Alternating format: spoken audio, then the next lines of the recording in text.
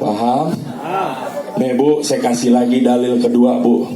Nabi dalam sebuah hadis ketika malaikat Jibril datang kepada beliau dalam bentuk manusia yang rapi, cakep, ganteng rupanya, beliau menyandarkan lututnya sampai ketemu lututnya Nabi, tangannya sampai ditaruh paha tangannya Nabi. Mereka nanya apa? Akhbirni anil iman, kasih tahu iman tuh apaan?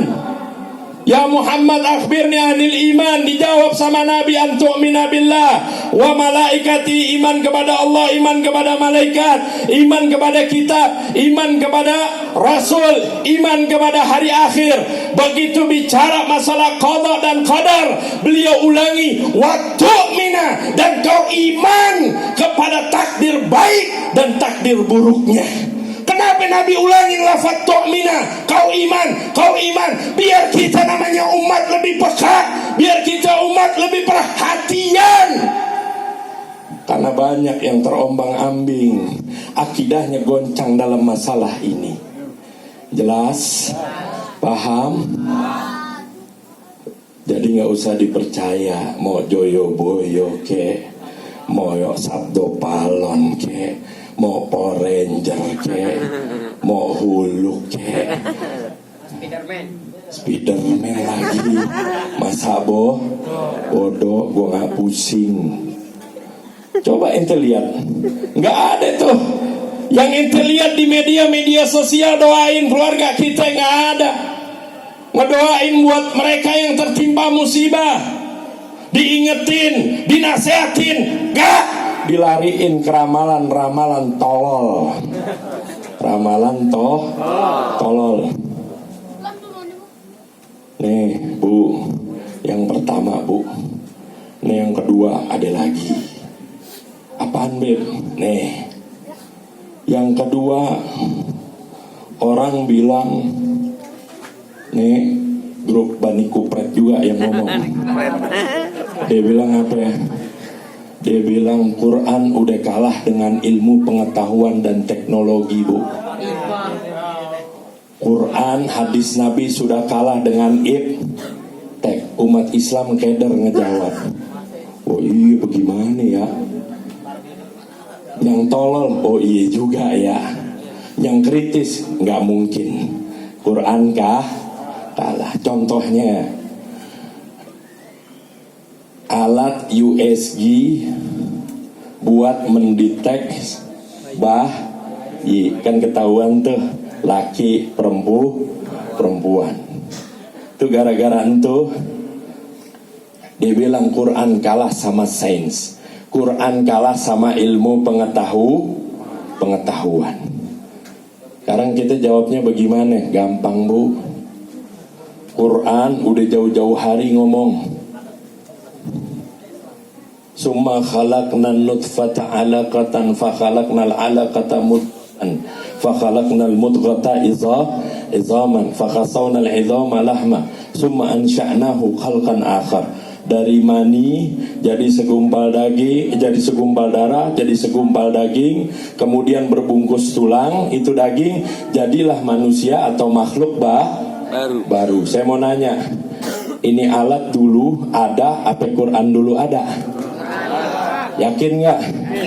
Quran dulu ada apa ini alat dulu ada? Jangankan nih alat, bapak yang nyiptain alat juga belum nongol.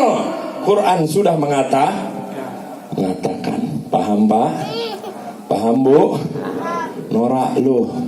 Tuh bayangin pinternya mereka, kita digeser ke sono. Kita digeser. Dibilang Quran kalah sama iptek. Padahal Quran sudah lebih dulu ngomong. Quran sudah lebih dulu berbicara. Baru iptek ada. Ini yang pertama. Yang kedua, Nabi mengatakan dalam sabdanya, inna ahadukum yujma'u khalquhu fi batni ummihi arba'ina yawman nutfatan. Sesungguhnya salah seorang kalian itu diciptakan oleh Allah, dikumpulkan penciptaannya itu 40 hari masih jadi mani. Kemudian dari mani berubah lagi menjadi segumpal darah. kemudian berubah menjadi daging. Ada itu Bu. Makanya begitu 4 bulan biasanya orang bikin selamatan, karena di waktu itu di 4 bulan di 120 hari itu Allah tiupkan ruh, dicatat tuh 4 rezekinya, ajalnya, bahagia atau celaka dia. Itu sudah tercatat. Nabi sudah ngomong jauh-jauh hari. Makanya Sayyidina Abdullah bin Mas'ud ketika meriwayatkan hadis ini, beliau mengatakan as-sadiq al-masduq. Beliau adalah orang yang benar dan dibenarkan. Benar karena beliau adalah seorang nabi. Sifat wajib nabi adalah as-siddiq, jujur, benar. Al-masduq, dan dibenarkan. Siapa yang membenarkan beliau? Allah yang ngebenarin. Nabi berbicara masalah ini. Diawali periwayatannya Sayyidina Abdullah bin Mas'ud, as-sadiq al-masduq. Kenapa harus beliau ngomong begini? Beliau adalah orang yang benar, dibenarkan oleh Allah. Kenapa harus ada kata ini dalam periwayatan hadis? Jawabannya, karena apa yang akan beliau sampaikan dalam periwayatannya dari Nabi, akalnya belum sampai pada masa itu, akalnya belum ngejangkau pada masa itu, teknologinya belum ada, Nabi sudah berbicara. Paham Bu? Paham Pak? Baru dengar kan lo? Baru dengar gak? Baru dengar gak Pak? Baru dengar gak? Cari di YouTube gak bakal ada. Cari di mana Beb? Ngaji, duduk baca kitab ada. Di mana? Hadis Arba'in Nawawi hadis ketiga. Hadis Arba'in hadis ketiga. Tuh penjabarannya, Nabi yang ngomong, Nabi yang berbicara.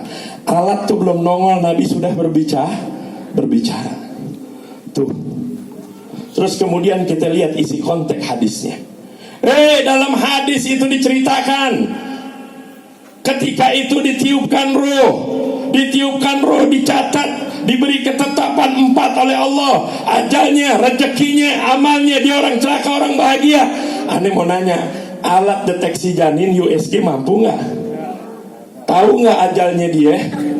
Tahu nggak dia mati kapan? Tahu nggak dia orang neraka, orang surga? Tahu nggak? Nggak tahu. Mana lebih canggih? Tuh alat apa Quran dan hadisnya Nabi? Mana lebih canggih? Saya mau nanya, tuh alat USG, tahu nggak kapan tuh janin ditiupkan rohnya? Bagaimana prosesnya masuk roh? Tahu nggak? Tahu. Nabi ngasih tahu Bu, Pak. Nabi ngasih tahu. Tuh alat nggak mampu tahu. Kadang salah. Begitu dilihat, oh ini insya Allah anak ibu laki. Begitu brojol nggak taunya perempuan, alatnya salah. Yang begitu mau ngalahin kecanggihan Al-Quran. Yang percaya sekali lagi toh lo yang ngomong bukan gua. Jelas ya. Makanya tuh 4 bulanan ada dibikin acara selamatan, tasakuran, ya kan? Karena pada waktu itu lagi ditiupin ruh, lagi dicatat ketetapannya, dimintain doa sama Allah biarnya anak jadi anak yang soleh, rezekinya bagus, istiqomah dalam mempelajari syariatnya Nabi, istiqomah jaga iman Islamnya, meninggal dalam keadaan husnul khatimah. Bagus nggak tuh perkumpulan begitu? Bagus nggak Bu? Bagus nggak Pak? Bagus luar biasa. Yang ada rezeki bikin silakan, enggak ya udah. Kenapa? Bid'ah lagi. Lu jangan percaya sama dia ya. Yang dikit-dikit bid'ah jangan dengerin. Primitif Bu. Lu bisa balik zaman batu lu dengerin dia. Kalau gue yang ngomong-ngomong begitu udah kagak percaya. Kenapa? Dulu zaman kita kecil, masuk masjid yang hilang sendal. Sekarang masjid gue hilang, diambil media. Kenapa enggak? Ngomong nggak jenggotan nggak sah jadi imam. Ayo lo. nggak jenggotan gagasan.